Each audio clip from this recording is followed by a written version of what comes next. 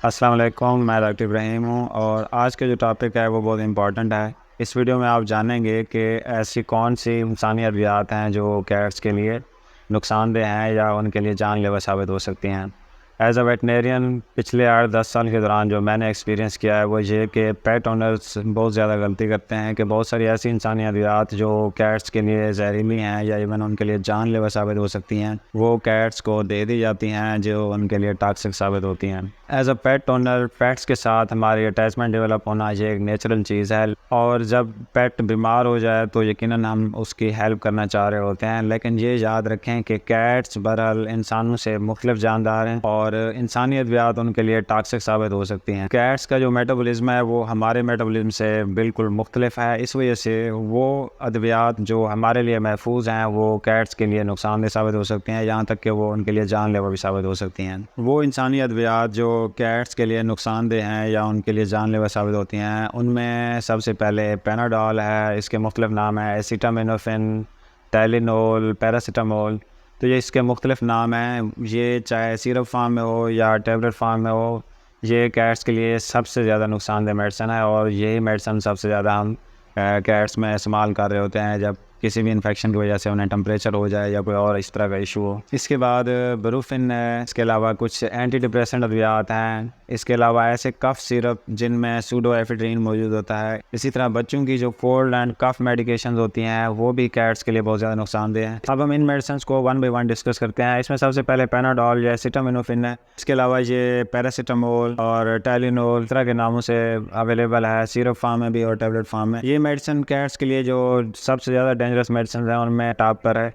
अब ये medicine cats में अगर आप इवन स्मॉल अमाउंट में भी देते हैं तो ये उनमें रेड ब्लड सेल्स को डैमेज करती है, जिसकी वजह से जिस्म में जो ऑक्सीजन पहुंचाने की सलाहियत है रेड ब्लड सेल्स की वो कम हो जाती है और जिसमें ऑक्सीजन की कमी हो जाती है, जब जिसमें ऑक्सीजन की कमी हो तो उसकी वजह से बहुत ज़्यादा प्रॉब्लम आते हैं। इसके अलावा कैट्स में क्योंकि एसिटामिनोफेन या पेनाडोल या पैरासीटामोल इसको मेटाबोलाइज करने के लिए जो ज़रूरी एंजाइम है वो नहीं होता, जिसकी वजह से ये मेडिसिन कैट्स के लिए इंतहाई नुकसानदेह है। According to veterinary centres of America, अगर पेनाडोल या एसिटामिनोफेन या पैरासीटामोल जो इसके मुख्तलिफ नाम हैं, अगर तो ये आप कैट को देते हैं और उसे अनट्रीटेड छोड़ देते हैं तो एक तो ये लिवर फेलियर भी काज कर सकती है और इसकी वजह से डेथ भी हो सकती है। इसके बाद दूसरे नंबर पे जो मेडिसिन है वो आइबुप्रोफेन है, जो हमारे यहाँ ब्रूफिन के नाम से सिरप फार्म में भी टेबलेट फार्म में भी आमतौर पर अवेलेबल होती है।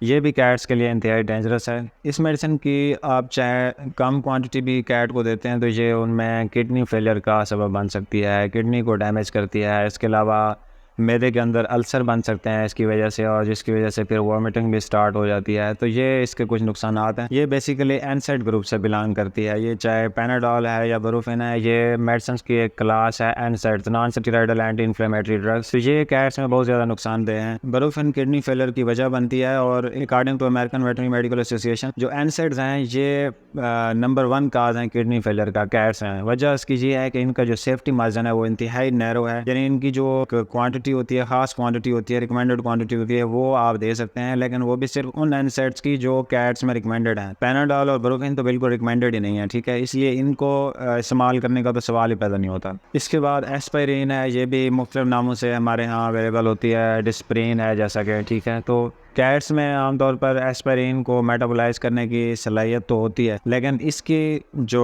क्वांटिटी है वो कितनी देनी है वो आप किसी वेट से कंसल्टेशन लिए बगैर इस्तेमाल ना करें, क्योंकि जो एस्पाइरिन है ये ब्लीडिंग डिसऑर्डर्स काज करती है, क्योंकि ये खून के जमने के अमल को जाके मुतासर करती है। इसके अलावा ये किडनी फेलियर की भी वजह बन सकती है और इवन डेथ भी हो जाती है इसकी वजह से। तो इसलिए एस्पाइरिन या हमारे यहाँ जो डिस्प्रिन के नाम से आती है इसका भी इस्तेमाल आप विदाउट कंसल्टेशन ना करें, बल्कि इसका इस्तेमाल बिल्कुल ना करें तो ज़्यादा बेहतर होगा आपके पेट के लिए। इसके बाद ऐसे कफ सिरप्स हैं जिनमें सूडोएफेड्रिन साल्ट मौजूद होता है। अब ये कफ सिरप भी कैट्स के लिए सेफ़ नहीं है, इसलिए कैट्स में ऐसे कफ सिरप्स का इस्तेमाल नहीं करना चाहिए जिनके अंदर सूडोएफेड्रिन मौजूद हो। इस तरह के सिरप्स का इस्तेमाल कैट्स को बहुत ज़्यादा हाइपर एक्टिव कर देता है, हार्ट रेट उनका इंक्रीज़ हो जाता है, कैट्स सीजर्स महसूस करती है, यानी झटके लगना शुरू हो जाते हैं और इवन डेथ भी हो जाती है। इसके बाद एंटी डिप्रेसेंट अद्वियात हैं जो इंसानों में आमतौर पर इस्तेमाल होती हैं और कुछ केसेस में ये ऐसे पेट्स में भी इस्तेमाल की जाती हैं जिनके बिहेवियरल इश्यूज़ होते हैं, लेकिन ये भी सारी मेडिसिन कैट्स के लिए सेफ़ नहीं है। इस हवाले से भी आपको अपने वेट से लाजमी कंसल्ट करना चाहिए। कोई भी एंटी डिप्रेसेंट डिप्रेसेंट अद्वियात इस्तेमाल करने से पहले। एंटी डिप्रेसेंट अद्वियात के इस्तेमाल से कैट्स में शदीद किस्म के न्यूरोलॉजिकल साइंस ज़ाहिर हो सकते हैं, जिनमें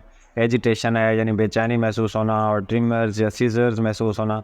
तो ये अलामात हैं अगर आप एंटी डिप्रेसेंट अद्वियात इस्तेमाल करते हैं तो जिनका आपकी कैट को सामना करना पड़ सकता है। अब मेडिसिन टॉक्सिसिटी के जो मसाइल हैं, इनसे बचने के लिए हल यही है कि कोई भी मेडिसिन इस्तेमाल करने से पहले आप अपने वेट से लाजमी कंसल्ट करें, क्योंकि बज़ाहिर जो मेडिसिन हमें महफूज महसूस हो रही होती है, जैसे कि पैनाडॉल है, हम बच्चों में इस्तेमाल कर रहे होते हैं, हम खुद इस्तेमाल करते हैं तो उसके कोई नुकसानात नहीं हैं। लेकिन कैट्स का, जैसा कि पहले मैंने बात की कि मेटाबॉलिज्म ही डिफरेंट है हमारे मेटाबॉलिज्म से, तो इस वजह से कैट्स में इसकी वजह से बहुत सीवियर किस्म के साइंस आ सकते हैं टॉक्सिसिटी के, और इवन ये फैटल साबित होती है।